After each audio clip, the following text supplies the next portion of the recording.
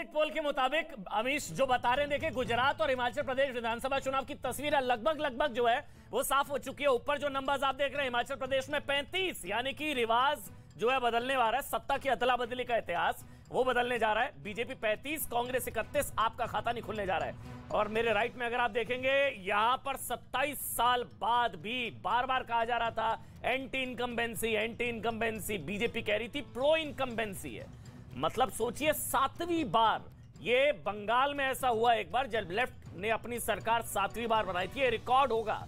अगर ये exit poll exact पोल में कन्वर्ट होता है, इस चीज को बहुत ध्यान से समझिएगा। ये बंगाल में अब तक हुआ है जब लेफ्ट की जो सरकार है वो 7 बार आई है, 7 टाइम्स। अगर 7वीं बार बीजेपी गुजरात में सरकार बना लेती है तो वो रिकॉर्ड की बराबरी होगी। 7वीं बार सबसे ज्यादा समय तक लेफ्ट रहा बंगाल में, 34 साल का शासन, 27 साल हो चुके हैं, 7th टाइम सरकार बनने जा रही है। अभी तक का आंकड़े से 131 पर बीजेपी। अभी ये एग्जिट पोल के हिसाब से 131 पर बीजेपी, कांग्रेस 77 से 38। बीजेपी ने यहां पर जो है 99 से ये 130 के ऊपर जाती नजर आ रही है। आम आदमी पार्टी 10 और अन्य के खाते में 3, और ऊपर हिमाचल प्रदेश की जो फाइट है वो 35, 31, आप 0, और मतलब आपका खाता भी नहीं खुल रहा है हिमाचल प्रदेश के अंदर। अब लगभग तस्वीर साफ हो चुकी है। इसका मतलब क्या है, ये मैं आपको जल्दी से एक बार बता देता हूं अलग अलग चैनल्स पर जो आप देख रहे हैं। देखिए, गुजरात में 27 साल बाद भी बीजेपी की सरकार बनने जा रही है। मतलब ब्रांड मोदी बरकरार है। नंबर 1, ब्रांड मोदी बरकरार। नंबर 2, गुजरात में बीजेपी को हराना अब लगभग नामुमकिन सा हो गया भाई, लगभग नामुमकिन हो गया। 7वीं बार 27 साल बाद भी अगर बीजेपी सरकार बना लेती है तो, अगर ये एग्जिट एग्जैक्ट में कन्वर्ट होते हैं तो गुजरात में बीजेपी को हराना लगभग नामुमकिन। नंबर 3, गुजरात और हिमाचल दोनों राज्यों में बीजेपी की नीतियों पर मोहर लगती दिखाई दे रही है। मतलब विकास पर मोहर हिमाचल में भी और गुजरात में भी बीजेपी की नीतियों पर मोहर, विकास पर चुनाव हुआ और विकास पर मोहर लगती हुई नजर आ रही है। नंबर 3। नंबर 4 सबसे इंपॉर्टेंट है ये कि आम आदमी पार्टी की मुफ्त राजनीति फेल। अगर एग्जिट एग्जैक्ट कन्वर्ट होते हैं तो ये जो मुफ्त वाली राजनीति है ये इसकी हार है, मुफ्त में हारेगी आप। अगर ये एग्जिट एग्जैक्ट में कन्वर्ट होते हैं तो बार बार कहा जा रहा था कि, और चौथी और पांचवी सबसे बड़ी चीज, रेवड़ी कल्चर के खिलाफ जनादेश होगा। ये रेवड़ी कल्चर, प्रधानमंत्री ने बार बार कहा गुजरात में ये नहीं चलेगा, और रेवड़ी कल्चर है देश की अर्थव्यवस्था के लिए ठीक नहीं है। अगर ये एग्जिट एग्जैक्ट में कन्वर्ट होते हैं तो इसको समझ लीजिए, रेवड़ी कल्चर के खिलाफ ये जनादेश होगा, ये क्लियर अगर ये कन्वर्ट होता है। छठा सबसे इंपॉर्टेंट पॉइंट, भारत जोड़ो का कोई असर नहीं। सबसे इंपॉर्टेंट ये भी है कि भारत जोड़ो यात्रा का संभवतः कोई असर, अगर ये जो इस वक्त स्क्रीन आप देख रहे हैं, अगर यही एग्जिट से एग्जैक्ट में कन्वर्ट होते हैं तो भारत जोड़ो यात्रा का असर नहीं, क्योंकि वहां तो हिमाचल में आ सकती थी सरकार, वो नहीं आती नजर आ रही है। और गुजरात में भी नुकसान हो रहा है, यहां पर 77 से 38। कॉमन सिविल कोड को जनादेश, यूसीसी यूनिफॉर्म सिविल कोड की बार बार बात की जा रही थी। अगर ये एग्जिट ही एग्जैक्ट में कन्वर्ट होता है तो फिर यूनिफॉर्म सिविल कोड पर ये जनादेश होगा, यूसीसी। और गुजरात में विपक्ष के मुद्दे बेअसर माने जाएंगे। और सबसे इंपॉर्टेंट, हिमाचल में दूसरी बार बीजेपी की सरकार, यानी कि सत्ता की अदला बदली का जो इतिहास रहा है वो बदलेगा। देखिए हिमाचल में अब तक क्या होता रहा है, ये रिवाज रहा है सत्ता की बदली, कभी BJP Congress, BJP Congress, BJP Congress. अब ये रिवाज उत्तराखंड में टूटा जब पुष्कर सिंह धामी दोबारा सीएम बनकर आए। ये रिवाज, अगर ये जो नंबर्स हैं ऊपर अगर ये कन्वर्ट हो जाते हैं तो ये एक बहुत बड़ा सेटबैक होगा ऑपोजिशन के लिए, क्योंकि हिमाचल से उम्मीद है, हालांकि कुछ एग्जिट पोल दिखा रहे हैं कि बहुत नेक एंड नेक फाइट है हिमाचल में। समझिए, कुछ एग्जिट पोल दिखा रहे हैं कि बहुत नेक एंड नेक फाइट है हिमाचल में। ऐसा नहीं है कि ये वॉकओवर एक तरीके से, कुछ जगहों पर दिखाया जा रहा है। और हिमाचल में मतलब ये समझिए कि गुजरात हिमाचल को आप पर भरोसा नहीं है। ये रेवड़ी कल्चर की हार होगी, ये मुफ्त वाली राजनीति की हार होगी अगर ये कन्वर्ट होता है। और सबसे बड़ी चीज, भारत जोड़ो यात्रा का कोई असर नहीं। तो अभी के हिसाब से 8:02 हो गए। एक बार जल्दी से मैं आपको आंकड़े बता देता हूं। लेकिन 68 सीटें हिमाचल में, यहां पर सत्ता की अदला बदली का जो इतिहास रहा है, जो रिवाज रहा है, वो उत्तराखंड के बाद क्या रिवाज हिमाचल में भी टूटेगा। बीजेपी 35, कांग्रेस 31, ये एग्जिट पोल है। और वहीं गुजरात की अगर बात करें तो भाई गुजरात में 132 बीजेपी, 36 कांग्रेस, आम आदमी पार्टी 11 और अन्य के खाते में 3 सीटें जाती नजर आ रही हैं। एक बड़ा पैनल है मेरे साथ शहजाद पूनावाला जो है भारतीय जनता पार्टी के राष्ट्रीय प्रवक्ता, वो प्रियंका कक्कड़, इसके अलावा कुछ एक्सपर्ट्स हैं। संजय जी है मेरे साथ, संजय कुमार CSDS से, और अशोक वानखेड़े सीनियर जर्नलिस्ट हैं, वरिष्ठ पत्रकार, वो भी मेरे साथ जुड़ चुके हैं। ब्रिजेश कुमार सिंह मेरे सहयोगी मेरे साथ यहां पर है। लेकिन सबसे पहले संजय जी, आपका एक कमेंट, ये जो ओवरऑल तस्वीर अभी फिलहाल बनती नजर आ रही है, यही प्रेडिक्शन पोलस्टर का भी माना जा रहा था चुनावों के दौरान भी, या कुछ अलग है, कुछ अनप्रेडिक्टेबल है? संजय जी देखिए अमन, अगर गुजरात की बात करें तो मुझे लगता है एक तरफा है और इस पे कोई दो मत नहीं था शुरू से। अगर आप चाहे आप पोलस्टर से बात करें, जर्नलिस्ट से बात करें, लोकल दिल्ली के जर्नलिस्ट, सभी का यही अनुमान था कि बीजेपी चुनावी बढ़त बनाई हुई है गुजरात में, जो सारे पोल्स आज दिखा रहे हैं। लेकिन अभी भी मुझे लगता है कांटा फंसा हुआ है हिमाचल के बारे में। हिमाचल में पोल्स के अलग अलग एक तरह से असेसमेंट है। कुछ पोल्स तो बिल्कुल अलग नतीजे बता रहे हैं, कुछ कह रहे हैं कि बीजेपी आगे है और कुछ कह रहे हैं कांग्रेस आगे। एक आध पोल्स ऐसे भी हैं जो कहते हैं बिल्कुल कांटे का मुकाबला है और यह कह पाना मुश्किल है कि बीजेपी आगे है या कांग्रेस आगे है। तो मुझे लगता है कि आश्चर्य गुजरात के बारे में नहीं है, आश्चर्य दिल्ली में जो एमसीडी के चुनाव हुए उसके बारे में नहीं है, लेकिन हिमाचल में जो कुछ हो रहा है मुझे लगता है आज भी उसके बारे में कोई पक्का दावा नहीं कर। मतलब अशोक वानखेड़े जी, दिल्ली एक तरफा, गुजरात एक तरफा, हिमाचल फंस रहा है थोड़ा सा। अशोक वानखेड़े, हिमाचल बहुत बुरी तरह से फंस रहा है, अच्छी तरह से फंस रहा है। फंस इसलिए रहा है कि हिमाचल एक छोटा हाउस है और कॉन्स्टिट्यूंसी 80-80 हजार की कॉन्स्टिट्यूंसी है। गुजरात की बात करें तो गुजरात में 80 हजार का लीड होता है कई जगह पे, यहाँ 80 हजार की कॉन्स्टिट्यूंसी है। तो ऐसी जहाँ छोटी कॉन्स्टिट्यूंसी होती है वहाँ आखिर तक पलटा बदलते रहता है। इसलिए मैं बोलता हूँ कि कांटे की टक्कर होना ये अपने आप में बीजेपी के लिए क्रेडिटेबल है, क्योंकि वहां एक तरफा होता था, एक बार ये चुनाव जीतते थे, एक बार ये चुनाव जीतते थे। यदि बीजेपी ने कांटे की टक्कर में स्थिति लाई है, इसका मतलब कांग्रेस ठीक से चुनाव नहीं लड़ पाई। दूसरी बात, गुजरात में मुझे अभी भी लगता है, मेरा अभी भी मानना है, गुजरात में कांग्रेस की जो 36 अभी इस दिख रहा है पूरा अपने एक कंबाइन पोल में, ये 36 से ये गुजरात में मरी हुई हालत में भी 50 तक कांग्रेस पहुंचेगी, ऐसा मुझे लगता है। बीजेपी सरकार बनाएगी, ये पहले दिन से सबका परसेप्शन यही था कि बीजेपी सरकार बनाएगी, इसमें कोई डाउट नहीं था। सवाल ये था बीजेपी क्या उस सोलंकी जी का रिकॉर्ड तोड़ेगी 149, क्या स्वयं अपने मोदी जी का रिकॉर्ड टूटेगा 129 वाला, या फिर बीजेपी 120, 105, 100 तक आएगी या 100 के नीचे आएगी। ये आम आदमी पार्टी एक जो यूफोरिया किया था, आम आदमी पार्टी को अभी भी मुझे लगता है कि थोड़ी ज्यादा सीटें दिख रही है, जो मेरा पर्सनल आकलन है। लेकिन कांग्रेस थोड़ी ज्यादा आपके हिसाब से? कांग्रेस अभी भी मुझे लगता है कि मरी हुई हालत में भी 45 से 50 तक कांग्रेस आनी चाहिए। ब्रिजेश जी, यही प्रेडिक्शन आपका भी या कुछ अलग, कुछ सरप्राइज फैक्टर आप लेकर आए? मतलब गुजरात में जो तस्वीर है, देखिए एक चीज बहुत साफ है कि गुजरात में ऑब्वियसली बीजेपी की सरकार बन रही है, किसी के मन में कोई शक नहीं है। लेकिन कांग्रेस का जो परफॉर्मेंस था 2017 में, जिसमें कि 77 सीटें जीती थी, वहां से काफी नीचे जा रही है और वो 50 या उसके नीचे रह सकती है। और अगर आप देखें तो पिछले दो चुनाव अगर आप देख लें 2017 और 2012 का, उसके मुकाबले भी ये बुरा प्रदर्शन हो सकता है। और बीजेपी के लिए आप देखिए 6 चुनाव लगातार जीतने के बाद से 7वां चुनाव अगर वो इस तरीके से कंफर्टेबली जीतते हैं तो निश्चित तौर पर और आप देखिए 27 साल से लगातार चुनाव जीत रहे हैं, और ये अगर जीत गए तो आप सोचिए 32 साल जो है सीधे सीधे एक राज्य में बैठेंगे। मिस्टर शहजाद पूनावाला, भारतीय जनता पार्टी के राष्ट्रीय प्रवक्ता। शहजाद, स्वागत है आपका। एमसीडी तो जा रहा है, देखिए दिल्ली और गुजरात जो है लगभग मतलब एक तरफा हो रहा है। देखिए मुझे लगता है कि ये एग्जिट पोल है, एग्जैक्ट पोल नहीं है। तो मैं एग्जैक्ट पोल के लिए, गुजरात के बारे में भी ये कहेंगे?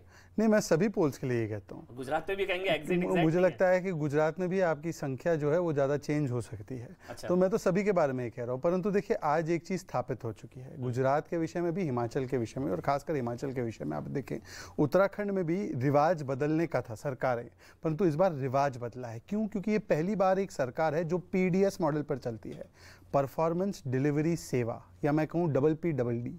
डबल P मतलब pro incumbency and performance, development and delivery.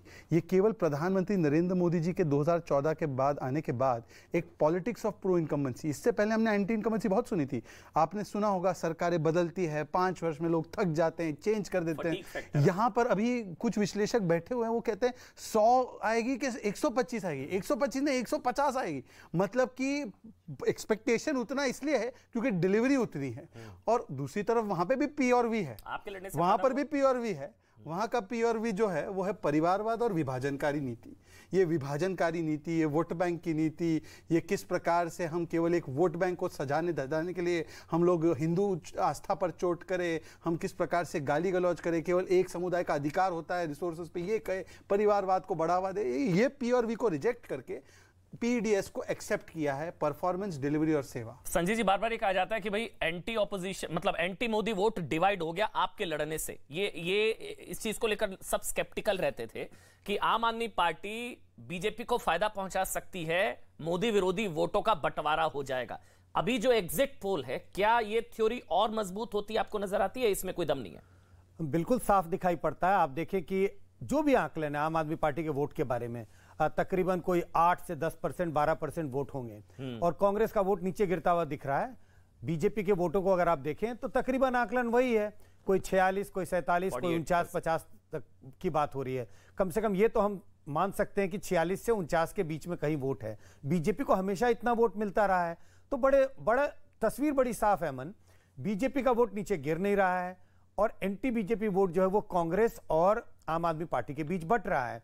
जो आकलन है कि बीजेपी एक बड़ी जीत हासिल कर सकती है, हो सकता है 130, 35, 140, ये आकलन इस वजह से नहीं है कि लोग बड़े खुश हैं बीजेपी के काम से।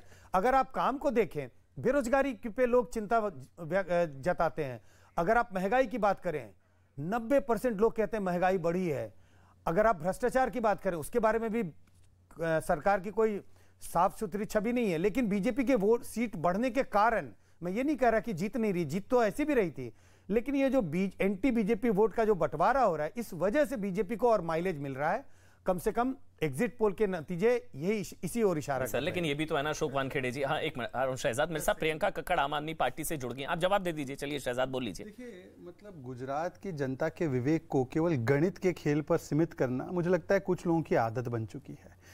ये केवल 6 असेंबली चुनाव की बात नहीं है। यहाँ पे बैठे हैं ब्रजेश जी, उन्हें पूछिए उनसे, 99 से लेकर अभी तक के लोकसभा चुनाव और लोकल चुनाव भी हम जीते, सब गणित के माध्यम से। केवल गणित नहीं, ये केमिस्ट्री है। और जो गुजरात के विकास के मॉडल को नहीं समझ पाए, वो गुजरात की केमिस्ट्री को समझ ही नहीं पाती है। इसलिए गुजरात को अपमानित करने के लिए हर चीज को गणित, अरे भाई लोकल पोल में कौन सा गणित आ गया था। और देखिए, ज्यादा ये बैनर बेस्ड पार्टियां जो है, बैनर बेस्ड पार्टी, इन लोगों के बैनर देखकर हम लोग प्रभावित हो जाते हैं। इनको नोटा से भी अधिक वोट नहीं मिलेंगे। गुजरात की जनता बहुत समझदार है। मैंने बार बार आपके शो पे कहा है, कपिल मिश्रा ने भी एक बार कहा है, गंजे से बाल उगाने का तेल नहीं खरीदते गुजरात की जनता। इनका नोटा क्रॉस नहीं होगा। प्रियंका जी, नोटा भी क्रॉस नहीं होगा? प्रियंका शहजाद जी से पूछ लीजिए। अमन जी नमस्ते सभी को। शहजाद जी से पूछ लीजिए, उनका बहिष्कार जब खत्म हुआ तो उसके बाद वो गुजरात कब गए, कितनी बार गए, कौन से एरिया में गए, जहाँ की ये बात बता रहे हैं। बहिष्कार तो दंगाइयों का करना है। आपने एक पूरे समाज को दंगाई क्यों बता दिया? प्रियंका जी, पूरा समाज दंगाई नहीं होता। परवेश वर्मा जी ने तो बहिष्कार दंगाइयों का करने के लिए कहा था, परंतु प्रियंका की नजरों में एक पूरा समुदाय दंगाई है। ये तो समुदाय आपका बहिष्कार कर देगा, आपका वोट बैंक है जी। चलिए एक एक करके बोलिए प्रियंका जी, आप बोलिए। आप बोलिए प्रियंका जी। हाँ बोलिए नहीं, हाँ कोई नहीं, एक एक करके अपनी टर्न पर बोलिए आप प्रियंका। मुझे तो आंकड़ा देखकर बड़ी खुशी हो रही है। अरे शहजाद जी, कोई बात नहीं, गुजरात हो जाते तो आपको पता चल जाता कि वहां पर महंगाई बहुत बड़ा मुद्दा है इस बार, अनएम्प्लॉयमेंट बहुत बड़ा मुद्दा है इस बार। वहां पर आपको पता है, अब ये तो आंकड़े खैर ऑनलाइन भी मिलते हैं, शायद आपने देख लिया होगा कि गुजरात में दिल्ली से डबल इन्फ्लेशन है। जितनी दिल्ली में उसके 2 गुना इन्फ्लेशन है वहां पर। फिर अगर आप गुजरात जाते तो आपको पता चलता कि इंटरनल विद्रोह कितना है इस बार गुजरात में बीजेपी में। 19 तो उनके रेबल्स को कल चेतावनी दी है सीआर पाटिल जी ने कि अगर आप लड़े, जीत भी गए तो हम वापस नहीं लेंगे। यानी कि उनको आशंका है कि बीजेपी के ही रेबल्स उनको हरा देंगे, पहली चीज। दूसरा इस बार इनका इंटरनल विद्रोह इतना ज्यादा था। देखिए, इनके पास तो पाटीदार समाज एक बहुत बड़ा फैक्टर रहता है, कोई चेहरा भी नहीं था। सारे लोग तो हमारे पास थे। एक इनको हार्दिक पटेल जी मिले जो सुबह शाम प्रधानमंत्री जी को गाली निकालते थे, उनको लेना पड़ा। उस वजह से जो पार्टियों के बैनर के अलावा वर्कर हो उनको बुलाया करें शो में। बैनर बेस्ड नहीं, वर्कर बेस्ड पार्टी चेतन ढाबी जरा बुलाया करें। गुजरात में हमारे मुख्यमंत्री 8 लाख रुपए के साथ पकड़े गए। प्रियंका जी, आपकी उस वजह से अब तो वोट पड़ गया बहुत ज्यादा था। प्रियंका जी, अब तो वोट पड़ गया ना, अब तो हम उसकी बात कर सकते हैं कि एग्जिट पोल की बात कर सकते हैं। इतनी महंगाई, इतनी बेरोजगारी, इतना रेबल फैक्टर, इतना बुरा हाल, फिर भी 135 के पार। और आप लोग 9, शायद 8, 9, 10, 11 और मार्जिन ऑफ एरर अगर मैं समझ लूं 2-3% तो 12-13 या 7-8। फिर ये क्यों है? गुजरात की जनता बार बार 27 साल 7वीं बार चुनकर भेज रही है। 135 के पार लगभग जाती नजर आ रही है। एग्जिट हो सकता है 127-25 हो या 140 हो। फिर ये क्यों चुन रही है बार बार जनता इनको, गुजरात की खासकर? अमन जी, एक रीजन होता है कि बहुत चर्चा चलती है कि exit poll should make an exit. तो ये इस अभी नतीजे आ जाएंगे 2 दिन बाद, जवाब पता चल जाएगा हमें। वहां पर जनता त्रस्त है। 1.2 करोड़ लोग ऐसे हैं जिनका 300 यूनिट से नीचे, 300 यूनिट से नीचे आता है। आप मुझे प्रियंका जी एक चीज अच्छा, ये एग्जिट पोल में कितना, आप ही बोलिए प्रियंका जी, कितना मार्जिन ऑफ एरर आप मानकर चल रही हैं? 2%, 3%, 4%, 5%? अमन जी कितना मार्जिन ऑफ एरर? कैसे मानूं? आप बता दीजिए मुझे, हमें दिल्ली में किसने, कौन से एग्जिट पोल ने दे दिया था इतना बहुमत? आप बता दीजिए कौन से एग्जिट पोल ने हमें पंजाब में इतना बहुमत दे दिया था, तो आगे उस पर बात कर लेंगे फिर। अच्छा, तो आपके हिसाब से आप सरकार बना रही हैं? सुनिए अमन जी, सुनिए, क्या आप सरकार बना रही हैं? लोग तो ऐसे हैं क्या बिजली का बिल 300 यूनिट से नीचे आता है और वो बहुत ज्यादा प्रभावित है महंगाई से। अमन जी, जब हम 1,000 रुपया हर महिला को देंगे तो कम से कम जो सिलेंडर आज 1100 प्लस हो चुका है, जिस पर सरकार के पास जवाब नहीं है, कम से कम वो सिलेंडर तो भरवा पाएंगी, अपना खाना तो बना पाएंगी, ये भी होगा ना। तो मतलब आप सरकार बना रही हैं, आप ये दावा कर रही हैं आम आदमी पार्टी सरकार बना रही है? अमन जी, मैं आपको ये बता दूं कि वी हैव तो नथिंग टू लूज। जो मतलब आप भी नहीं कह पा रही हैं कि आप सरकार बना रही है ना? हम बिल्कुल सरकार बनाएंगे। आप देखिए 2 दिन बाद आप सरकार बना रहे हैं। आपके क्या नंबर्स हैं? आपका भी इंटरनल सर्वे होगा कुछ, अगर आप अपने नंबर्स शेयर कर पाए कि 100-125 पार आप जा रही हैं आम आदमी पार्टी? क्योंकि अभी जो नहीं मैम नहीं हूँ, अभी बनी भी नहीं, बनने की चेष्टा भी नहीं रखती। नहीं क्यों? आपकी तो नहीं कि मैं कमेंट कर पाऊंगी। प्रियंका जी, आईबी की रिपोर्ट आती तो है, आईबी की रिपोर्ट, पर्सनल रिपोर्ट, कुछ ऐसा कुछ अगर आप बता पाए, कुछ नंबर्स अगर आप दे पाए कि इतने अमन जी। मैं सेफोलॉजिस्ट नहीं हूं, ठीक है, तो मैं आपको ये बता रही हूँ कि सरकार बना रहे हैं हम। शहजाद आप बोलिए। शहजाद, देखिए, हाँ, फिर मैं ब्रिजेश जी आ रहा हूँ। इनको हमारी पार्टी के इंटरनल विद्रोह के बारे में पता है, तिहाड़ जेल में क्या हो रहा था वो नहीं पता था, और अनएम्प्लॉयमेंट की उन्होंने बात की। दीदी आप भड़कना जी, वो आपके बीच में नहीं बोले। दीदी आपको भड़कना नहीं, बोले थे। हाँ, मैंने उनको शांत करा दिया। चलिए आप बोल लीजिए, करा दिया था, टोका था, एक आप बोल लीजिए, फिर मैं आपके बीच में वो बोलेंगे अच्छा नहीं लगेगा। अब इन्होंने अनएम्प्लॉयमेंट, हाँ मैंने टोक दिया, मैंने टोका, बिल्कुल टोका, आपने देखा होगा, मैंने टोका, उनको चुप कराया मैंने। एक करके बोलिए शहजाद। चलिए, अब अनएम्प्लॉयमेंट की इन्होंने बात की। गुजरात में 1.5% है, दिल्ली का आंकड़ा CMI डेटा के हिसाब से बता दीजिएगा दीदी। और दूसरी बात मैं आपसे पूछना, भैया गुजरात कब गए थे? मैं गुजरात से, मेरा परिवार है, મને ગુજરાતી આવડે છે, હું ગુજરાતી છું, મારી માં ગુજરાતી છે, તને ખબર નથી? बोल सिर्फ बोलने के लिए मत बोलो, मेरी कम्युनिटी गुजरात से है। अरे बाबा, अब छोड़ दीजिए, अब रहने दीजिए, अब मैं बोल दूं। तू प्रत्येकच भाषा बोलतो। अरे मी मराठी पण बोलतो, माझा जन्म मराठी महाराष्ट्रात झालं, माझी आईचा जन्म जे गुजरात झालं, काय आता तुम्ही मला असं सांगताय? अभी मैं सिर्फ इतना बताना चाहता हूँ, मेरी कम्युनिटी गुजरात से आती है, तो प्लीज प्रियंका जी थोड़ा सा सम्मान कर लीजिए। आपको पता नहीं होगा, मैं चलिए छोड़िए, अब बहिष्कार से आगे बढ़ जाइए मैडम, जीतेंगे फिर आप। ठीक है, बहिष्कार से आगे बढ़ जाइए। बहिष्कार आपका हुआ है जो मंदिर को और कथा को गाली दे, जो विष्णु ब्रह्म महेश को कहे कि ये भगवान नहीं है, इनमें आस्था मत रखो, जो मंदिर का विरोध करे, उनका बहिष्कार हुआ है, इसलिए आपके आंकड़े दिख रहे हैं। पर प्रियंका जी बीच बीच में मत बोलिए, अगर आपके पास तर्क है मेरी बात सुन के फिर जवाब दीजिए। मैं केवल एक ही प्रियंका वो आपके बीच में नहीं बोले, आपने 4 बार टोक दिया। क्या बात कर रहे हैं अमन जी, इतनी बीच में बोले? अरे प्रियंका जी, आपके बात चुप करा दिया ना मैंने, उनको करा दिया ना, वो नहीं बोलेंगे आपके। मैं इनसे एक ही सवाल, एक करके बोलिए। मैं इनसे एक ही सवाल पूछना चाहता हूं, प्लीज। मैं इनसे एक ही सवाल पूछना चाहता हूं। हाँ। इन्होंने कहा कि मुझे नंबर्स के लिए जाना है सबीना के पास। 10 सेकंड। इन्होंने कहा कि महंगाई बहुत है, 1100 का सिलेंडर है, हम गुजरात में आएंगे महंगाई कम कर देंगे। तो भाई गुजरात में आने से पहले दिल्ली में वो सिलेंडर 500 का कर दो ना। दिल्ली में कितने का मिल रहा है सिलेंडर?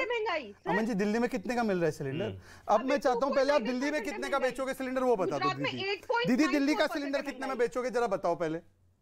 और आपकी जानकारी के लिए जनवरी 2014 में 1240 का था, आज 1100 का है। टैक्स पेयर को 1100 देना पड़ता है, पहले 1240। अब तो वोट पड़ गया, ये सारी चीजें जनता ने सुन ली, वोट डाल दिया। अभी गुजरात के जो ताजा आंकड़े हैं, जो महा एग्जिट पोल, अभी एग्जिट एग्जैक्ट होंगे नहीं होंगे ये तो 8 तारीख को पता लगेगा, लेकिन महा एग्जिट पोल की 8:16 की क्या है अभी की तस्वीर, मेरी सहयोगी बता रही है आपको। तो मेरे सहयोगी अमन के साथ ये सटीक विश्लेषण आगे भी जारी रहेगा, लेकिन इस बीच हम आपको न्यूज 18 टारगेट एग्जिट पोल यानी कि महापोल की पूरी अपडेट देने जा रहे हैं। गुजरात विधानसभा की सीटें और हिमाचल प्रदेश विधानसभा की सीटों पर आखिर क्या कुछ संभावित सीटें यहां पर एग्जिट पोल के जरिए सामने आ रही है। फैक्ट इस वक्त हमारे साथ में मौजूद है। देखिए, गुजरात 182 विधानसभा सीटों का ये एग्जिट पोल है जो इस वक्त आपके सामने मौजूद है, जहां पर आर भारत की तरफ से बीजेपी को 128 में से 148 सीटें होती हुई नजर आती है। TV9 भारतवर्ष का जिक्र करें तो वहीं 125 से 130 सीटें यहां पर सीधे सीधे बीजेपी के खाते में। वहीं आज तक बीजेपी को 129 से 151 सीटें यहां पर करता दिखाई देता है और न्यूज एक्स के मुताबिक बीजेपी को 117 से 140 सीटें यहां पर खाते में मिलती नजर आती है। अब कांग्रेस क्योंकि जिक्र करना जरूरी हो जाता है, यहां पर कांग्रेस को 30 से 42 सीटें गुजरात में आर भारत के सर्वे के मुताबिक मिलती हुई नजर आती हैं। वहीं पर TV9 भारतवर्ष का एग्जिट पोल कहता है कि कांग्रेस को इस बार 40 में से 50 सीटें मिलेंगी। साथ ही आज तक का एग्जिट पोल यह कहता है कि कांग्रेस को महज 16 से 30 सीटों पर संतुष्ट होना पड़ेगा। न्यूज एक्स का जिक्र करें तो यह कांग्रेस को 34 में से 51 सीटें यहां पर देती हुई नजर आती है। आम आदमी पार्टी का जिक्र इसलिए जरूरी हो जाता है क्योंकि इस बार त्रिकोणीय मुकाबला कहा जा रहा है। और भारत के मुताबिक जो एग्जिट पोल यहां पर सामने आया है, 2 से 10 सीटें यानी खाता पूरी तरह से खुल चुका है आम आदमी पार्टी का, वो मिलती नजर आती है। आम आदमी पार्टी को 3 से 5 सीटें TV9 भारतवर्ष के एग्जिट पोल ने दी है। आम आदमी पार्टी को 9 से 21 सीटों पर काबिज किया है आज तक के एग्जिट पोल ने। साथ ही आम आदमी पार्टी के खाते में आई है 6 से 13 सीटें न्यूज एक्स के मुताबिक। अब अन्य के खाते में 3 सीटें, आज भारत के मुताबिक TV9 भारत के मुताबिक 3 से 7 सीटें, यानी इसी बीच में अन्य यहां पर सिमटती नजर आती है। ये गुजरात का 182 सीट का पूरा एग्जिट पोल है। और ये पूरा देखिए जो ओवरऑल आंकड़ा जो टारगेट महापोल के जरिए सामने आ रहा है, यानी कि अब तक का बीजेपी 135, कांग्रेस 35, आम आदमी पार्टी 9 और अन्य 3, ये ओवरऑल पूरा जो सर्वे आया है उसके हिसाब से ये गुजरात की सियासत का पूरा समीकरण दिखाई देता है। और देखिए पिछली बार गुजरात में कांग्रेस ने अच्छा किया था संजय जी, कांग्रेस ने अच्छा किया था पिछली बार जब 2 दशकों में पहली बार बीजेपी दहाई में पहुंची थी। 127, 117, 115, फिर उसके बाद जो है 99, लगातार 4 चुनावों से गिर रही थी बीजेपी। और कांग्रेस ने रूरल बेल्ट में भी अच्छा किया था। इस बार क्या हो गया, मतलब आम आदमी पार्टी ने इतना ज्यादा डेंट कर दिया क्या संजय जी? बिल्कुल, अगर आप देखें अमन, वोट शेयर जो है एग्जिट पोल के अनुमान के हिसाब से तो तकरीबन कांग्रेस को कितना वोट मिल रहा है, तकरीबन 30 के आसपास है। 1-2% ऊपर 1-2% नीचे हो सकता है। और ये जो कांग्रेस को पिछली बार 41% वोट मिले थे। मोटी सी बात क्या है, बीजेपी अपनी बीजेपी का जनाधार बरकरार है। पिछली बार उनके पास 48% वोट थे। और अगर आप पिछले 4-5 चुनावों को भी देख लें, विधानसभा चुनाव को, बीजेपी के पास हमेशा 48 से लेकर के 50% वोट मिलता रहा है। बीजेपी अपना वोट बचाए हुए है, बीजेपी का जनाधार खिसक नहीं रहा है। कांग्रेस का जनाधार जो तकरीबन 40% के आसपास होता था, वो गिर के 38-39, वो गिर करके तकरीबन 30 के आसपास आ रहा है। और जो कांग्रेस की जो गिरावट है उसका फायदा आम आदमी पार्टी को जा रहा है। तो बिल्कुल तो साफ दिखाई पड़ रहा है कि कांग्रेस को नुकसान हो रहा है। बीजेपी की मदद करी, वोट डिवाइड हुआ, ये कंक्लूजन है। अब ये मदद की है तो मैं नहीं कह रहा, लेकिन वोट डिवाइड हुआ अपोजिशन का, वोट के डिवीजन का फायदा बीजेपी को मिल रहा है। अशोक जी, वोट का डिवीजन नहीं, बिल्कुल सही बात है। और दूसरी बात ये कहना बहुत ही मुझे अजीब लगा कि आप यदि हम कहें कि वहां महंगाई इशू था तो ये कहना कि नहीं उनका अपमान हो जाएगा उन वोटर्स का, सवाल वो नहीं उठता। जब आप आंकड़े देखोगे और परसेंटेज देखोगे और जब पूरे मैं तो बैठना चाहूंगा, मेरे बहुत अच्छे मित्र हैं, एक एक सीट पे बात करेंगे कि आम आदमी पार्टी को वोट कितने मिले, कांग्रेस को पिछली बार वोट कितना मिला और बीजेपी का कितना वोट से जीत के आया। यदि यूपी का हम विश्लेषण ऐसा करने जाए सीट वाइज तो पता पड़ता है कि बीएसपी और ओएसी ने कितनी सीटें कांग्रेस अपोजिशन की हरवाई है। तो अपोजिशन का वोट डिवाइड होने से बीजेपी को फायदा होता है, ये आज वाली बात नहीं है और कोई रिकॉर्ड, कोई बड़ा साइंस नहीं है, ये सिंपल मैथमेटिक्स है। और उसी मैथमेटिक्स के हिसाब से जैसे आम आदमी पार्टी गई तो ये बार बार आशंका, कई लोग सेफोलॉजिस्ट भी कह रहे थे कि आम आदमी सबसे पहले किसका वोट काटती है। आम आदमी सबसे पहले जो वोट कटता है वो कांग्रेस का कटता है। दिल्ली में कटा, पंजाब में कटा, जहां जहां आम आदमी पार्टी ने थोड़ी बहुत अपनी वजूद दिखाई है वो कांग्रेस का वोट काट के दिखाई है। कांग्रेस का वोट यदि कटता है तो फिर बीजेपी का इसका फायदा होता है। जो सीटें 300 करीब 30-31 सीटें ऐसी थी जो पिछले चुनाव में 300 से 3000 के डिफरेंस मार्जिन बहुत कम था, यदि वहां पे ये खेल हो गया, 6 सीटें तो ऐसी है कि जो समाजवादी पार्टी आराम से जीत सकती थी, लेकिन ओएसी वहां 1,500 वोट खा गया, काम खत्म हो गया। तो ऐसे कई जगह पे आप चला जाए तो आपको पता पड़ता है कि तो ये मतलब आम आदमी पार्टी जो ये बोला जाता है ना, देखो नेता तो बोलेगा, क्या आम आदमी पार्टी, शहजाद सेफोलॉजिस्ट नहीं है, शहजाद नेता है। तो शहजाद तो ये बोलेगा कि डिलीवरी सिस्टम था, सर्विस थी, इसलिए हम 27 साल के बाद फिर चुनाव में आ गए। जब 99 में आए तो तब उन्होंने कहा कि देखो एंटी इनकम्बेंसी थोड़ी बहुत तो होती है ना, लेकिन फिर भी तो सत्ता में आ गए, सीटें भले ही 100 से कम आ गई लेकिन सत्ता में तो आ गए। एक कहने का नेता अपने आप को तो डिफेंड करेगा, लेकिन हम नेता नहीं, हमको किसी पॉलिटिकल पार्टी से लेना देना नहीं। लेकिन सेफोलॉजिस्ट भी है, पत्रकार भी, अगर 7वीं बार 27 साल 7वीं बार सरकार बन रही है, 7वीं बार, ये तो करिश्मा ही है ना सर। एक बात सुनिए ना आपको, हाँ प्लीज। 1947 से लेके लगातार कांग्रेस कितनी बार सत्ता में रही, क्या तब अपोजिशन पार्टियां नहीं थी? बहुत प्रयास हुए, लेकिन नहीं डिरेल कर पाई, क्योंकि एक पार्टी का एक कोरा हो जाता है। अब क्या है, कांग्रेस सामने सबसे बड़ा अपोजिशन है, सबसे बड़ा अपोजिशन आज स्ट्रगल कर रहा है कि अध्यक्ष कौन हो। अभी बड़े मुश्किल से अध्यक्ष मिला। मैं एक ब्रेक ले रहा हूं, अशोक वानखेड़े इस सवाल के साथ आऊंगा, फिर इस हार की जिम्मेदारी किसकी, राहुल जी की या खड़गे जी की, इस सवाल के साथ आऊंगा। छोटा सा ब्रेक ले रहा हूं, शहजाद आपका भी जवाब लूंगा, ब्रिजेश कुमार सिंह आपके पास भी आऊंगा। छोटा सा ब्रेक, तुरंत हाजिर होंगे, छोटा सा ब्रेक।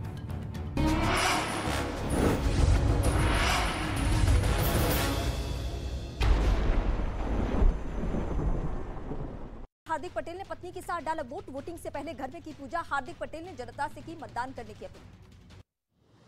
6 विधानसभा सीट और यूपी की मैनपुरी लोकसभा सीट पर उपचुनाव आज। बिहार, राजस्थान, छत्तीसगढ़ और ओडिशा की एक तो यूपी की रामपुर और खतौली सीट पर डाली जा रही है वोट। गुजरात के बनासकांठा में कांग्रेस प्रत्याशी पर जानलेवा हमला। दांता से कांग्रेस प्रत्याशी कांति भाई ने बीजेपी पर करीब 2.5 घंटे तक अगवा करने का आरोप लगाया। बीजेपी के राष्ट्रीय अध्यक्ष जेपी नड्डा ने महाराष्ट्र के मुख्यमंत्री एकनाथ शिंदे से मुलाकात की, कई मुद्दों पर हुई बातचीत। उत्तर प्रदेश विधानसभा का शीतकालीन सत्र आज से शुरू। सदन में पहले दिन पूर्व मुख्यमंत्री मुलायम सिंह यादव को दी गई श्रद्धांजलि। सीएम योगी आदित्यनाथ ने कहा, भारतीय राजनीति के एक संघर्षशील युग का अंत हो गया। लव जिहाद पर मुख्यमंत्री शिवराज सिंह चौहान की 2 टोक, कहा राज्य में नहीं चलेगा बेटियों के 35 टुकड़े करने का खेल, जरूरत पड़ी तो बनाएंगे सख्त कानून। राजस्थान पहुंची राहुल गांधी की भारत जोड़ो यात्रा। मुख्यमंत्री अशोक गहलोत और सचिन पायलट ने हाथ पकड़कर मंच पर किया राहुल गांधी के साथ डांस। मध्य प्रदेश के आगर मालवा के सोयत में भारत जोड़ो यात्रा के दौरान लगे मोदी मोदी के नारे। राहुल गांधी ने नारे लगाने वालों को किया थम्स अप। जर्मनी की विदेश मंत्री दिल्ली पहुंची। यहां वो अपनी 2 दिवसीय भारत यात्रा के दौरान विदेश मंत्री डॉक्टर एस जयशंकर के साथ यूक्रेन के खिलाफ रूसी युद्ध और उसके परिणामों के साथ ही चीन भारत संबंधों पर भी चर्चा कर सकती है। आंध्र प्रदेश में जनसेना पार्टी के नेता रामचंद्र यादव पर हमला किया गया। घर और दफ्तर में की तोड़फोड़, हमलावरों ने 6 गाड़ियों में की तोड़फोड़। वाईएसआरसीपी के कार्यकर्ताओं पर हमले का आरोप। महाराष्ट्र और कर्नाटक सीमा विवाद को नागपुर में जमकर बवाल। शिवसेना के कार्यकर्ताओं ने कर्नाटक सरकार की तरफ से लगाए गए पोस्टर को फाड़ दिया। राजस्थान के सीकर में लॉरेंस बिश्नोई गैंग के शूटर्स को पुलिस ने गिरफ्तार किया। सभी पर शनिवार को दिन दहाड़े गैंगस्टर बाजू ठेहट की गोली मारकर हत्या करने का आरोप। सीकर गैंग वॉर में शूटर्स ने कोचिंग के बाहर बेटी के इंतजार में खड़े एक पिता गैंग वॉर के शिकार। पिता के शव से लपटकर बिलखती बेटी की तस्वीर आई सामने। उत्तर प्रदेश के मेरठ से चौंकाने वाला एक वीडियो आया सामने। एक लड़की की छींक आने के कुछ देर बाद मौत हो गई। घटना 2 दिसंबर की बताई जा रही है। वीडियो सोशल मीडिया पर वायरल। राजस्थान के टोंक में मामूली विवाद में एक ड्राइवर की जमकर पिटाई। वीडियो में 3 लोग बेरहमी से थप्पड़ मुक्के मारते दिखे। पुलिस ने एक आरोपी को गिरफ्तार भी कर लिया। बिहार के नवादा में एक मंदिर में मामूली बात को लेकर मारपीट की घटना आई सामने। घटना सीसीटीवी में रिकॉर्ड हो गई है। शिकायत मिलने पर पुलिस ने एक आदमी को हिरासत में लिया। श्रद्धा मर्डर केस में आरोपी आफ्ताब का कराया जा सकता है ब्रेन मैपिंग टेस्ट। पॉलीग्राफ और नार्को टेस्ट के दौरान आफ्ताब का रवैया एक जैसा रहने पर एक्सपर्ट भी हैरान। उत्तर प्रदेश के सहारनपुर में अवैध कब्जे पर प्रशासन का बड़ा एक्शन। सरकारी तालाब की जमीन पर बने अवैध कब्जे को बुलडोजर से जमींदोज किया गया। बिहार के समस्तीपुर में लूट के दौरान बदमाशों ने एक व्यक्ति को गोली मारकर किया जख्मी। लाखों का कैश लेकर बदमाश फरार। पुलिस कर रही है मामले की जांच। मध्य प्रदेश के रतलाम में मोबाइल शॉप में एक मोबाइल फोन अचानक ब्लास्ट हो गया। बैटरी के ब्लास्ट में किसी को कोई चोट नहीं आई। सीसीटीवी में रिकॉर्ड हुई घटना। हैदराबाद में लड़कों को नियमों की अनदेखी कर रेव पार्टी करना पड़ा अड़ी। पुलिस ने छापा मारकर 34 से ज्यादा लोगों को हिरासत में लिया। महाराष्ट्र के औरंगाबाद में एक गहने की दुकान से चोरों ने करीब 7 लाख के गहने की चोरी। दुकान में लगे सीसीटीवी में रिकॉर्ड चोरी की घटना। पटना पुलिस ने 5 गहना कारोबारियों को हिरासत में लिया है, जिसके बाद शास्त्री नगर पुलिस और उनके परिवार के बीच जमकर झड़प भी हुई।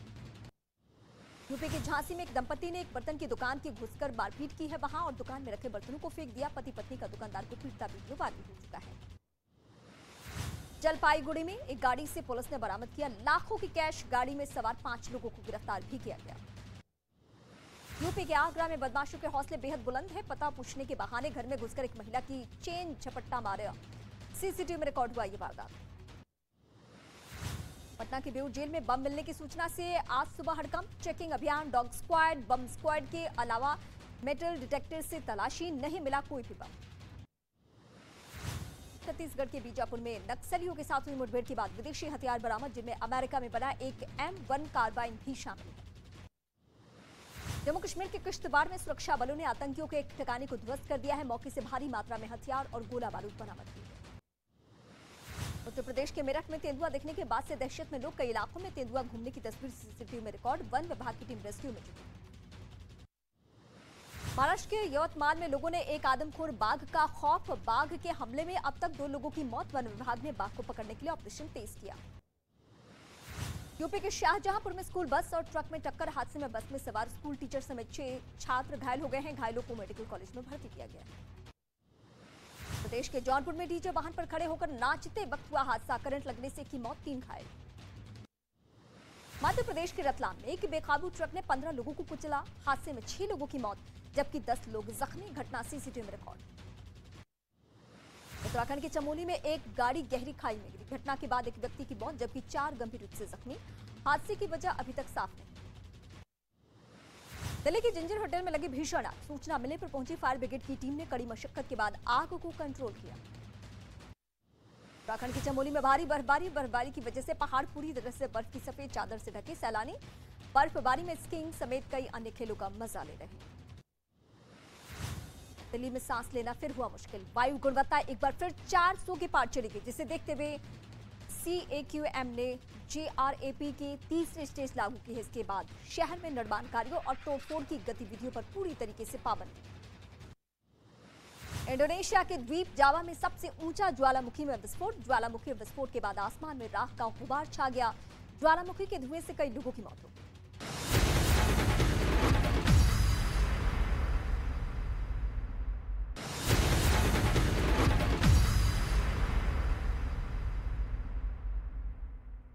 नमस्कार, मैं रीमा प्रसाद। इस वक्त आप देख रहे हैं देश का number 1 news channel news 18 India. देश दुनिया की तमाम खबरें अब दिखाते हैं आपको फटाफट अंदाज में, धमाकेदार 50 के जरिए। दिल्ली में बीजेपी के राष्ट्रीय पदाधिकारियों की बड़ी बैठक। पार्टी अध्यक्ष JP नड्डा पहुंचे। थोड़ी देर में PM मोदी 2 दिवसीय बैठक का करेंगे उद्घाटन। भारत में G20 सम्मेलन की मेजबानी के मद्देनजर आज शाम होनी है सभी दलों की बैठक। PM मोदी सभी दलों के नेताओं के साथ राष्ट्रपति भवन के कन्वेंशन सेंटर में करेंगे तैयारियों पर चर्चा। फ्रांस के राष्ट्रपति ने भारत की G20 अध्यक्षता पर भरोसा जताया। मैक्रों ने कहा कि PM मोदी शांतिपूर्ण और स्थायी। तो अभी के हिसाब से तस्वीर लगभग साफ हो चुकी है। जो इस वक्त एग्जिट पोल के हिसाब से हम आपको बता रहे हैं, महा एग्जिट पोल के हिसाब से देखिए भारतीय जनता पार्टी गुजरात में एक बार फिर से सरकार बनाती हुई नजर आ रही है। एग्जिट पोल के हिसाब से 135, पिछली बार 99 थी, ये 99 से 135 पहुंच रही है भारतीय जनता पार्टी। 36 सीटें ज्यादा, और ये तब जब 27 साल से बीजेपी की सरकार वहां पर है। 99 से 135। कांग्रेस पार्टी 77 से 36। पिछली बार 2017 में 77 सीट थी, 77, उससे घटकर 36। अभी 2-4-5 सीटें ऊपर नीचे हो सकता है, मार्जिन ऑफ एरर आप कह सकते हैं, लेकिन ये एग्जिट पोल है। ये एग्जिट पोल है, एग्जैक्ट होगा नहीं होगा अभी 8 तारीख को पता लगेगा, लेकिन अभी के हिसाब से ये तस्वीर है। आम आदमी पार्टी 9 सीटों पर जीतती नजर आ रही है एग्जिट पोल के हिसाब से। देखिए गुजरात तो मतलब एक तरफा मुकाबला गुजरात में अब नजर आ रहा है, गुजरात वन साइडेड है। लेकिन हिमाचल में पेंच फंस रहा है। ये जो ऊपर आप फिगर्स देख रहे हैं, ये जो 35 बीजेपी, कांग्रेस 31। अब होता हिमाचल में ये है कि सत्ता की अदला बदली का इतिहास रहा है। जैसे उत्तराखंड में पहाड़ी राज्य में पहले कांग्रेस फिर बीजेपी, फिर कांग्रेस फिर बीजेपी। अब धामी साहब ने वहां रिपीट मार दिया, वो उन्होंने इतिहास बदल दिया। क्या जयराम ठाकुर साहब भी ऐसे इतिहास बदल देंगे? रिवाज बदलेगा? नहीं बदलेगा, क्योंकि अभी बीजेपी है। अब दोबारा अगर बीजेपी आ जाती है तो फिर ये ऐतिहासिक होगा। इसलिए अभी हिमाचल का फंसा हुआ है मामला। कुछ एग्जिट पोल जो है वो बता रहे हैं कि बहुत नेक एंड नेक फाइट है, बहुत कांटे की टक्कर है हिमाचल में, कुछ भी हो सकता है। गुजरात क्लियर है। 2 बड़ी बातें, गुजरात क्लियर हो गया कि भारतीय जनता पार्टी सरकार बन रही है। अब 150 का टारगेट था, 135 के आसपास, 2/3 का मतलब बात की जा रही थी बीजेपी की तरफ से।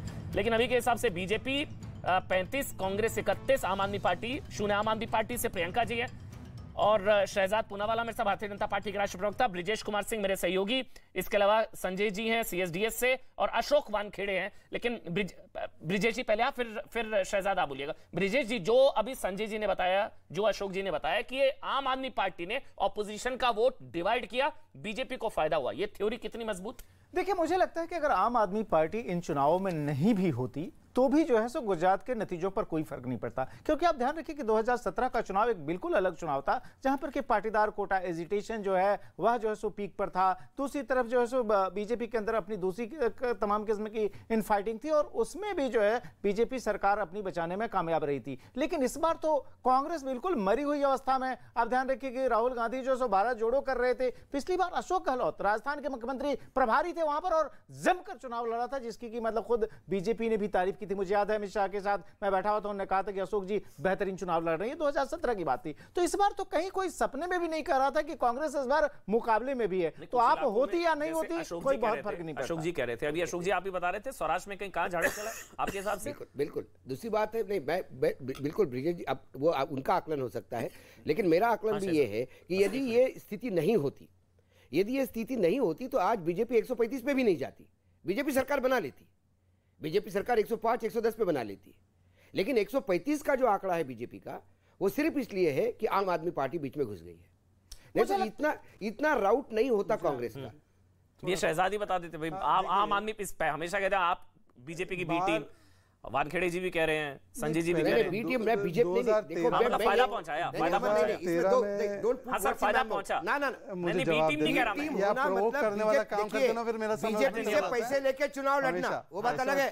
ठीक है, मुझे ये बी टीम नहीं है, ये आने वाले समय में यदि कांग्रेस की जगह लेती है आम आदमी पार्टी, ठीक है, तो कांग्रेस जैसी गलतियां नहीं करेगी। बीजेपी को आने वाले सालों में आम आदमी पार्टी टफ दे भी सकती है, यदि आम आदमी पार्टी ने जगह ली तो। ठीक है, इसलिए बी टीम नहीं कहलाएगी। ठीक है, बी टीम नहीं, लेकिन हाँ फायदा पहुंचाया। अरे भाई और फिर शहजाद वाला, अब मैं जवाब दूं? हाँ बोलिए ना शहजाद। देखिए बार बार कहना कि डिवीजन से हम जीते, डिवीजन से हम जीते, नहीं, हम गुजरात विजन और मिशन से जीतते। मैं आपको पूछना चाहता हूं 2017 में कौन सी आप थी, 2012 में कौन सी आप थी, 2007 में कौन सी आप थी, 99 में कौन सी आप थी, 2004 में कौन सी आप थी, 2009 में कौन, एक सेकेंड सुन लीजिए, एक सेकेंड 2014 एक सेकेंड सर एक सेकेंड 2014 के लोकसभा इलेक्शन में कौन सी आम आदमी पार्टी थी कि हमको 26 मिला और कांग्रेस को 0 मिला? लोकल पोल हुए उसके बाद वो कौन सी आप थी? ये आपको आप ज्यादा इतना मत चढ़ाइए। मैं आपको बोल रहा हूं बैनर के अलावा ये पार्टी कहीं नहीं है। मैं आपको कह रहा हूं, मैं गुजराती समाज को जानता हूं, नोटा से ज्यादा वोट नहीं मिलेंगे, और एक आध सीट में उनको थोड़ा बहुत वोट मिल जाएगा तो वोट परसेंटेज ऊपर दिखेगा। एक सीट के अलावा 2 सीट कोई गुजरात के लोग सीरियसली नहीं लेते। हमारी जो जीत है वो क्योंकि गुजरात के लोगों को एक विश्वसनीय विकास का मॉडल मिला है नरेंद्र मोदी जी और हमारी गुजरात बीजेपी के अंदर। इसीलिए इस वोट को, मिशन और विजन वाले वोट को डिवीजन डिवीजन डिवीजन करके इसको कम मत कीजिए। ठीक है, ये केमिस्ट्री वाला है, ये गणित वाला पेपर नहीं है। This is not arithmetic, it's chemistry. ठीक है, अब बोलिए अशोक वानखेड़े। आचार्य प्रमोद कृष्ण कांग्रेस के सीनियर लीडर जुड़ गए हैं। आ रहा हूं आचार्य जी, पहले अशोक जी। सजाद को जवाब देता हूं। Please please Ashok. सजाद को जवाब मैं ये देता हूं कि नरेंद्र मोदी मुख्यमंत्री होते हुए भी सीटें क्यों घट रही थी? 2002 के बाद सीटें क्यों घट रही थी? सत्ता में आ रहे थे लेकिन सीटें क्यों घट रही थी? कहां गया था विजन? क्या गुजरात के लोग मूर्ख हैं? इसका मतलब उनको अकल नहीं थी कि वो नीचे सीटें कांग्रेस को यूं ही सीटें दे रहे थे, बिना वजह से दे रहे थे। जो कांग्रेस को वोट दे रहे थे वो गुजराती नहीं थे। और कल नोटा से ज्यादा यदि आम आदमी पार्टी को वोट मिले,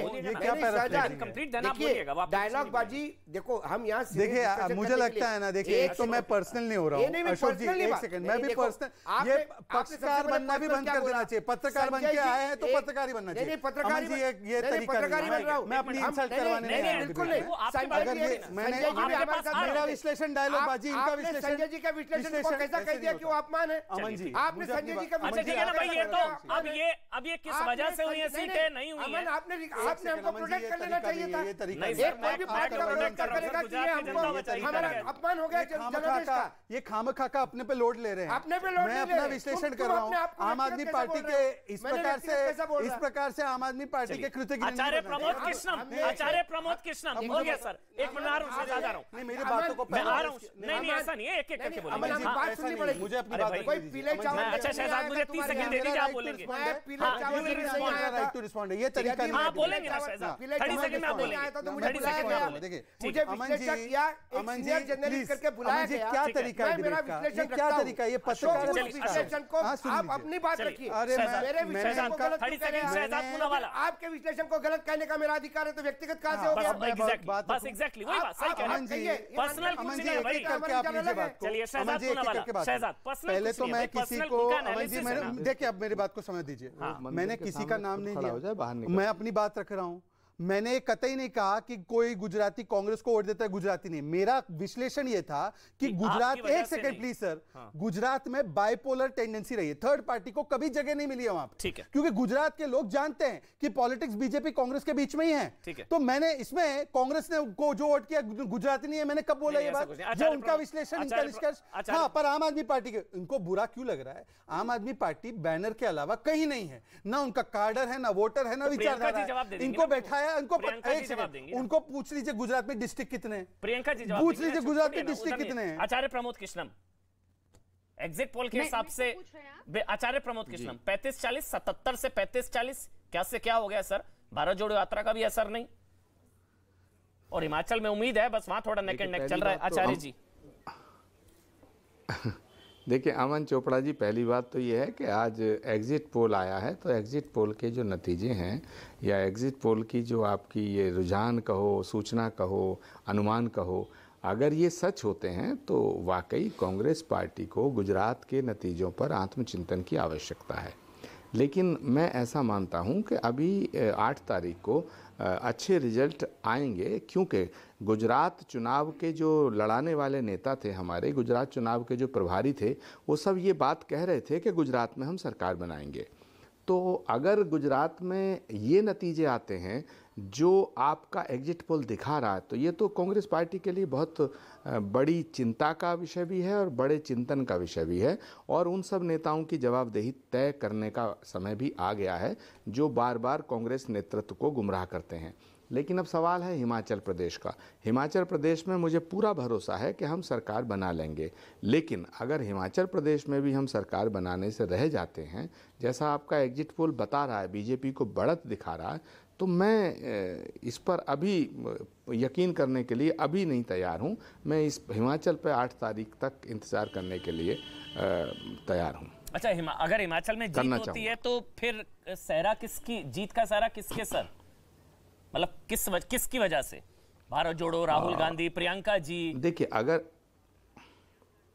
नहीं, भारत जोड़ो यात्रा का गुजरात के चुनाव से और हिमाचल के चुनाव से, भारत जोड़ो यात्रा को गुजरात और हिमाचल के चुनाव से जोड़ना उचित नहीं होगा, क्योंकि भारत जोड़ो यात्रा अगर गुजरात और हिमाचल के चुनाव को मद्देनजर रखते हुए शुरू होती तो उसके रूट में वो शामिल होते। भारत जोड़ो यात्रा एक अलग विषय को लेकर हुई है, ये अलग बात है कि भारत जोड़ो यात्रा, हिमाचल में तो कोई चेहरा भी नहीं था कांग्रेस का, तो जीत का क्रेडिट किसे, श्रेय किसे देंगे आप?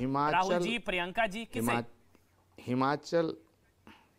हिमाचल प्रदेश में अगर कांग्रेस जीतती है तो निश्चित रूप से उसका श्रेय हिमाचल के उन नेताओं को जाएगा और प्रियंका गांधी को जाएगा और वहां के प्रभारी को जाएगा। और अगर गुजरात में हम नहीं जीतते हैं तो उसकी जिम्मेदारी भी वहां के नेताओं को दी जाएगी। राहुल गांधी तो कहीं गए ही नहीं है, एक बार शायद गुजरात गए, तो राहुल गांधी जी अपने एक पवित्र भाव को लेके, पवित्र उद्देश्य को लेके भारत जोड़ो यात्रा कर रहे हैं, तो उनको इस राजनीति में घसीटना मुझे नहीं लगता कि उचित। नहीं, मैंने तो पूछा नहीं था, ये तो आपने ऐड ऑन खुद ही कर दिया। मतलब हिमाचल में जीते तो प्रियंका जी और गुजरात में हारे तो राहुल जी नहीं, उनकी जिम्मेदारी नहीं है।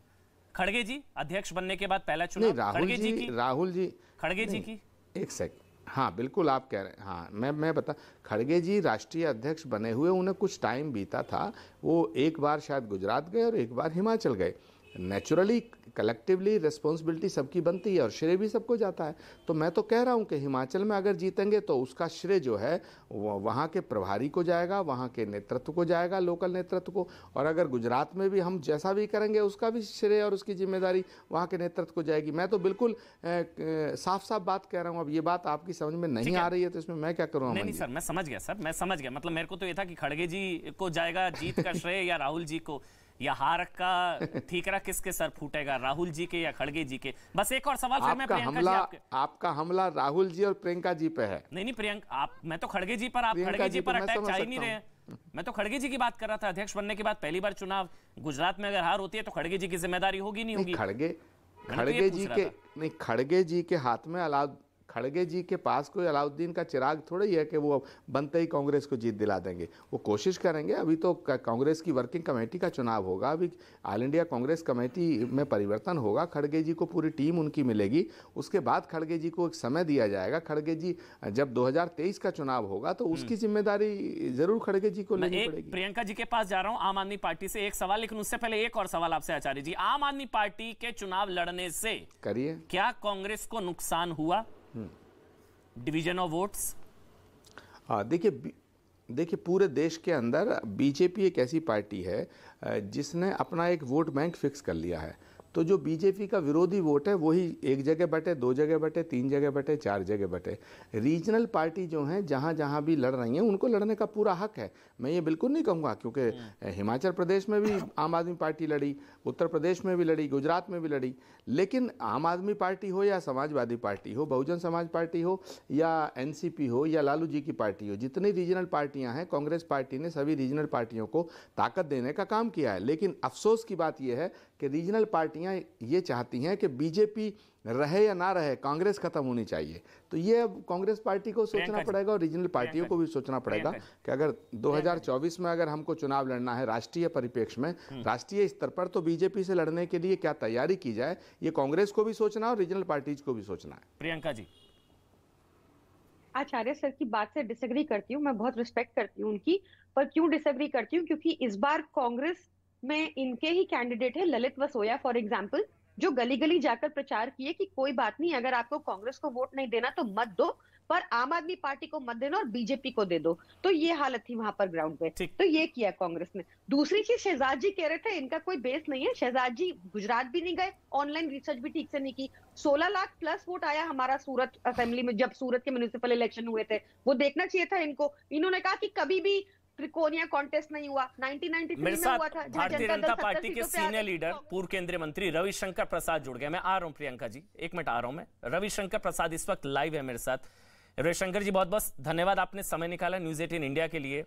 अभी तक की एग्जिट पोल की जो तस्वीर बनते नजर आ रही है, गुजरात में 27 साल बाद भी 7वीं बार भी बीजेपी सरकार बनाती नजर आ रही है। हिमाचल में थोड़ा फंस रहा है लेकिन बीजेपी को एज एग्जिट पोल के हिसाब से। आपका एनालिसिस सर, क्या वजह रही, किस वजह से? रविशंकर प्रसाद।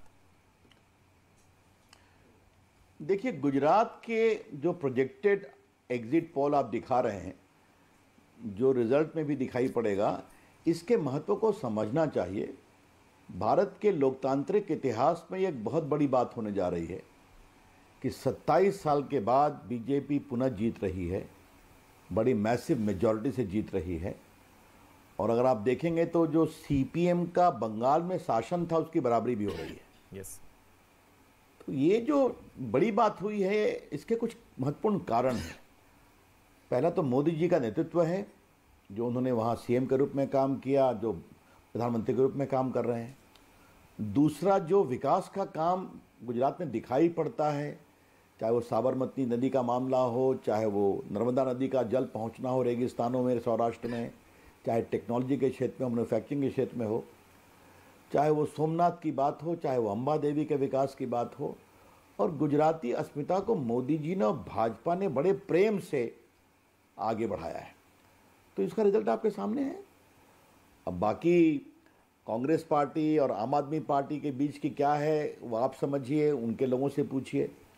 लेकिन हमने हमेशा कहा था कि गुजरात एक बहुत ही ऐतिहासिक रिजल्ट देगा। मैं था वहाँ लंबे समय तक प्रचार में, तो यही स्थिति है। और मैं ऐसा मानता हूँ, इस बात को सबसे इंपॉर्टेंट समझिए कि जो एंटी इनकम्बेंसी की एक पारंपरिक परिभाषा रही है वो अब समाप्त हो रहा है।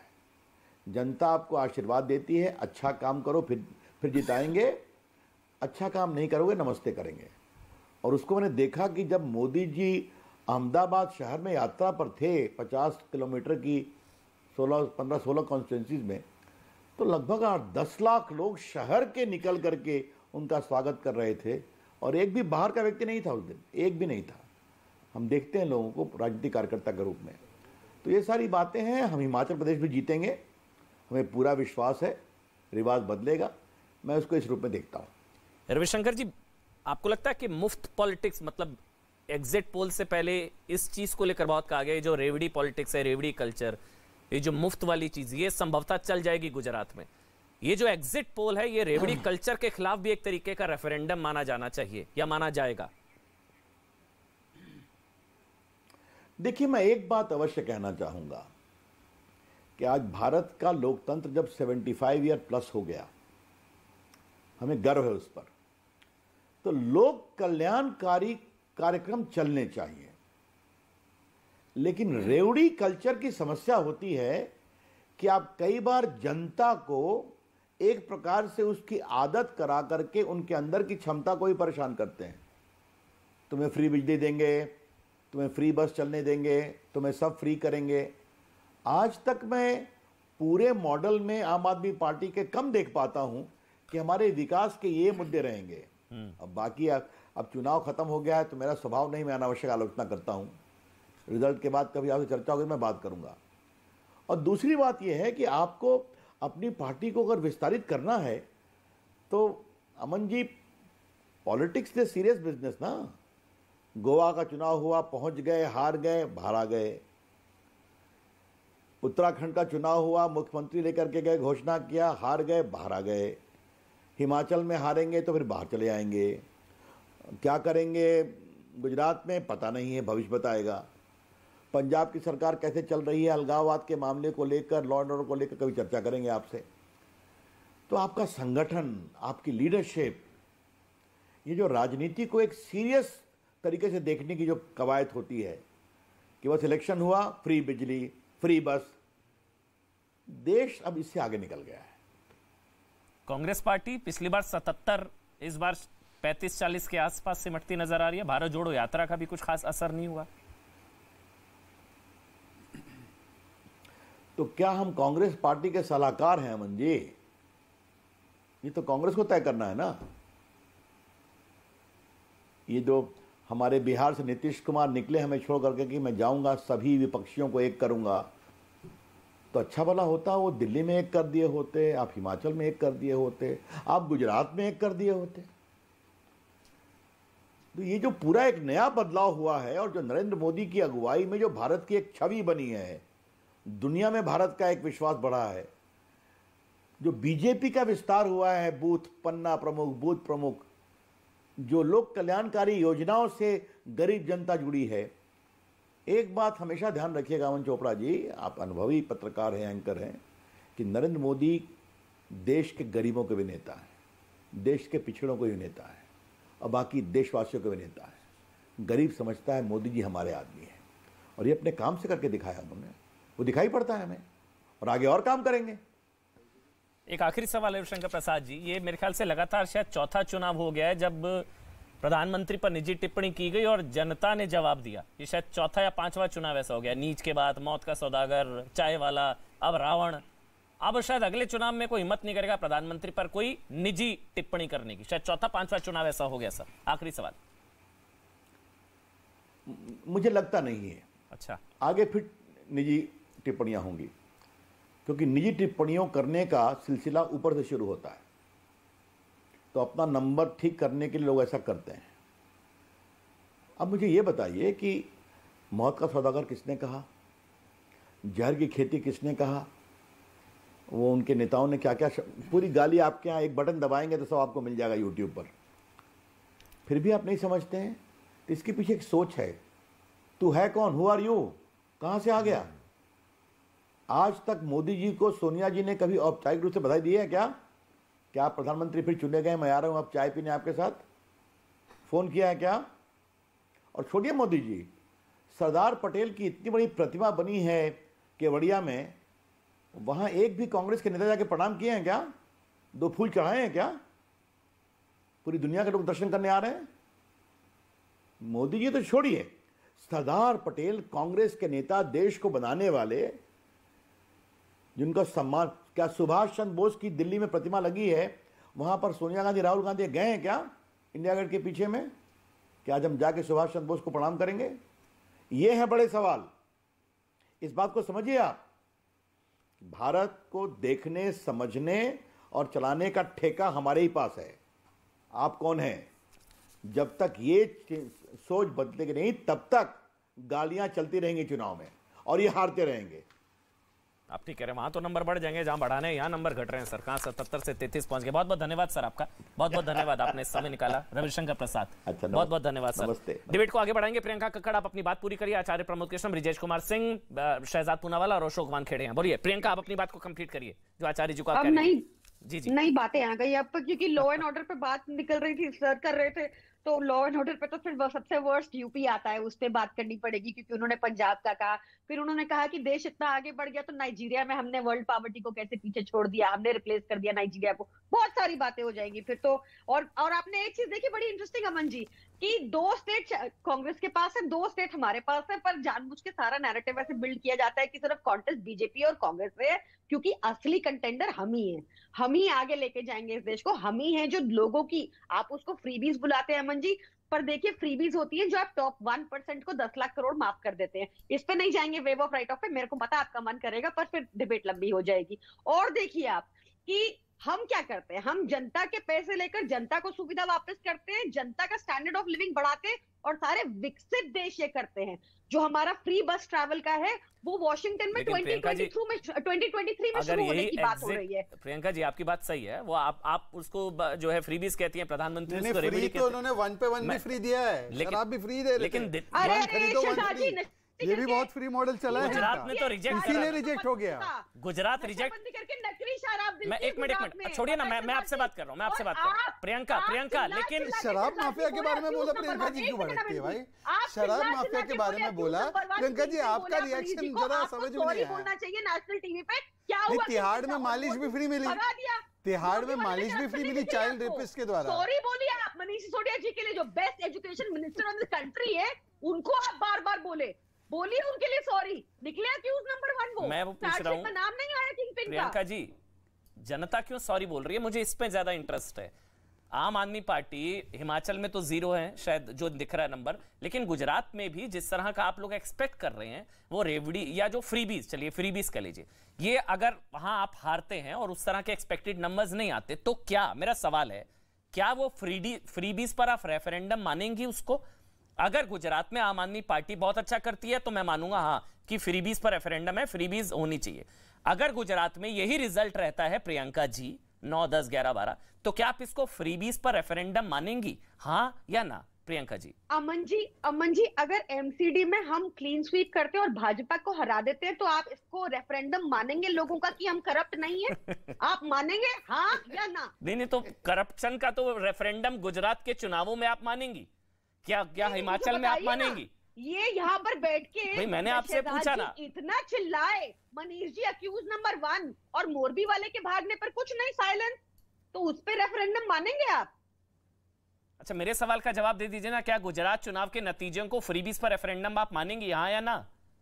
पर आपने को जवाब दीजिए। अगर हम जीत गए एमसीडी में, मेरा भी राइट है आपसे सवाल पूछने का। बिल्कुल प्रियंका जी, लेकिन बतौर पॉलिटिकल पार्टी आप जवाब देंगी ना, मैं थोड़ी ना चुनाव लड़ रहा हूँ। एक सेकंड, मैंने थोड़ी ना वादे किए हैं, मैंने थोड़ी ना वादे किए हैं।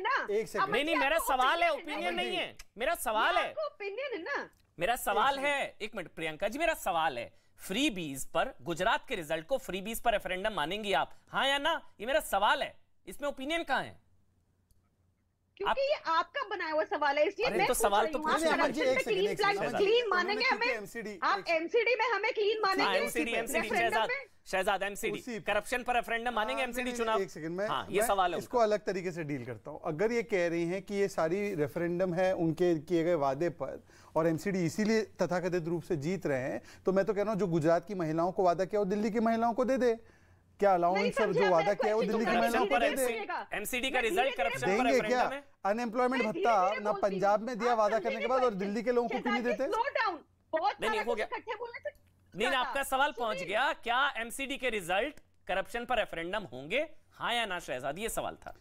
इसका तो रेफरेंडम कोर्ट करती है, 5 महीने से जेल को से बाहर नहीं निकले। अशोक जी आपका 30 सेकंड आखिरी कमेंट, आपका 30 सेकंड आखिरी कमेंट। अशोक वानखेड़े जी, कमेंट मेरा यही है, ये पॉलिटिकल पार्टीज लड़ती रहेगी ना, वो पंजाब में जो रहा दिल्ली में देंगे ना, फ्री की स्कूटी जो गुजरात में अभी प्रॉमिस की गई है वो मेरे महाराष्ट्र में मिलेगी, नहीं मिलेगी।